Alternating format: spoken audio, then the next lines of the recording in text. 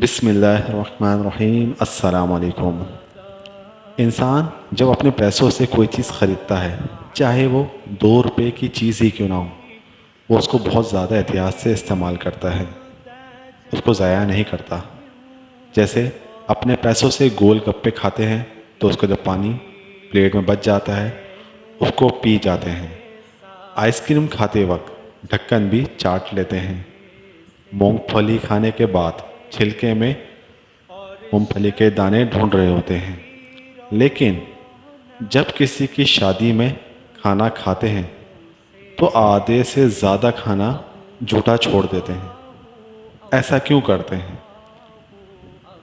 ایک باپ اپنی پوری زندگی کی کمائی لگا کر اپنی بیٹی یا بیٹے کی شادی میں آپ کے لیے اچھا کھانا تیار کرواتا ہے۔ اس میں بہت سی ڈشز، بہت سے کھانے، بہت سی اشیاء ہوتی ہے جن کو لوگ ضائع کر دیتے ہیں۔ ایک باپ کی محنت کی کمائی کا اس طرح مذاق نہ اڑائیں۔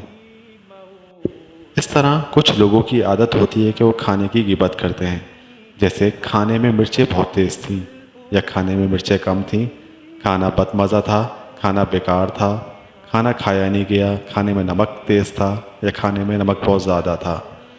اپنی پلیٹ میں اتنا کھانا ڈالیں کہ جتنا کھا سکیں، اور اپنے بچوں کو بھی خود ڈال کے دیں جتنا وہ کھا سکے۔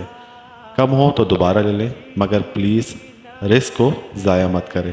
یہ اللہ تعالیٰ کی ایک نعمت ہے جو آپ کو مل رہی ہے، اسے ضائع ہونے سے بچائیں اور دوسروں کو بھی اس طرح ضائع کرنے سے منع کریں کہ رزق کا ضائع کرنا بہت بڑا گناہ ہے۔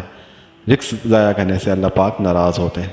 ہمارے اس چینل کو لائک کریں، شیئر کریں، سبسکرائب کریں، بیل کے بٹن کو ضرور پریس کیجیے گا۔ بہت شکریہ، اللہ حافظ۔